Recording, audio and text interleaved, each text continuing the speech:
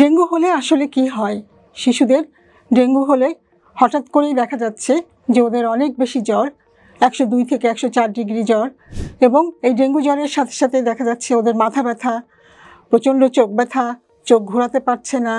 তারপরে দেখা যাচ্ছে ওদের ব্যাক পেন হয়, এবং দেখা যায় যে মাসেলে পেন হতে পারে, পেটে ব্যথা হতে পারে, ডায়রিয়া হতে পারে।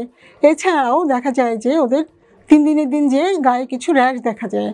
এই র্যাশগুলো এমন হতে পারে যে লাল লাল হামের মতো যেই দাগ সেরকম হতে পারে। এই র্যাশের সাথে চুলকানি থাকতে পারে। আবার দেখা যায় যে হঠাৎ করেই মুখ, গা এরকম লাল হয়ে গিয়েছে, এবং সেখানে যদি আমরা হাত দিয়ে প্রেস করি তাহলে দেখা যাবে যে এই লাল দাগগুলা অনেক সময় সরে যেয়ে সেখানে সাদা দেখা যায়। তো ডেঙ্গু হলে আসলে কি হয়? ডেঙ্গু হলে পরবর্তীতে ডেঙ্গু জ্বরের চিকিৎসা যদি আমরা ঠিকমতো না করি তাহলে পারে তার বাচ্চাদেরকে না খাওয়ার জন্য ডিহাইড্রেশন হয়ে যেতে পারে। ডেঙ্গু জ্বরের যে নিজস্ব প্রক্রিয়া, সেই প্রক্রিয়ার কারণেই দেখা যায় যে ডিহাইড্রেশন হতে পারে এবং ফ্লুইড কমে যায়, যার জন্য ওদের ডিহাইড্রেশন হয়। ডিহাইড্রেশন হয়ে প্রেশার কমে যেতে পারে, প্রেশার কমে যেয়ে এমনকি তার মৃত্যুও হতে পারে।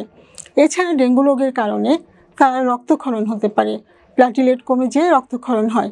প্লাটিলেট কমা ছাড়াও বিভিন্ন কারণে রক্তক্ষরণ হতে পারে, যেরকম দাঁত দিয়ে রক্ত আসতে পারে, দাঁতের গোড়া ফুলে যেতে পারে, প্রস্রাবের সাথে রক্ত যেতে পারে।